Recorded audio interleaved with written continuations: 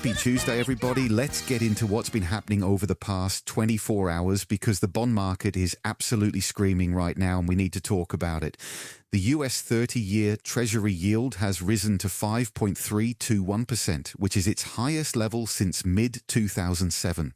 And Japan is seeing the same thing with their 10-year government bond yield hitting a 3-decade peak, while their 30-year yield spiked to a record 4.05%.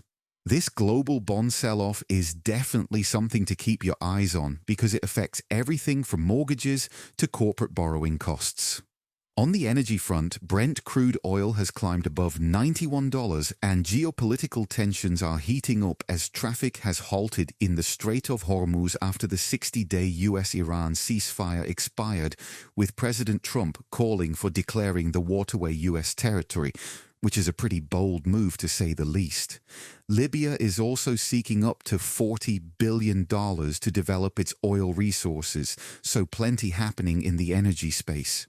In some big institutional news, Harvard management has disclosed a $2.2 billion stake in SpaceX, which represents over half of its $4.26 billion disclosed U.S. equity portfolio, showing just how much conviction they have in Elon's rocket company. Speaking of Harvard, they also reported a $101.3 million position in BlackRock's Bitcoin ETF. And Jane Street disclosed ownership of more than $990 million in Bitcoin ETFs. So the institutional adoption story keeps getting stronger. Public company Strive also purchased 79 Bitcoin for $5 million, continuing the corporate treasury trend. The European Central Bank is warning that an AI-driven stock market correction is coming, which is interesting timing given that 9 major tech firms are carrying roughly $3 trillion in off-balance sheet AI-related commitments, well above their reported capital expenditures.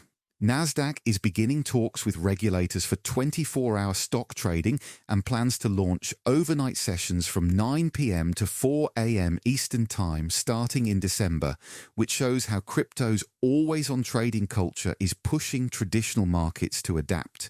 And of course, Peter Schiff chimed in saying he's not sure why Bitcoin didn't sell off, which at this point is basically a bullish indicator. On the altcoin side, Treasury Secretary Scott Bessent stated the U.S. Treasury is moving quickly to implement the Genius Act stablecoin framework with an expected effective date of January 18, 2027. Jeonbuk Bank became the first regional bank in Korea to deploy Ripple payments for cross-border settlement. Robinhood is rolling out agentic trading for crypto to eligible users.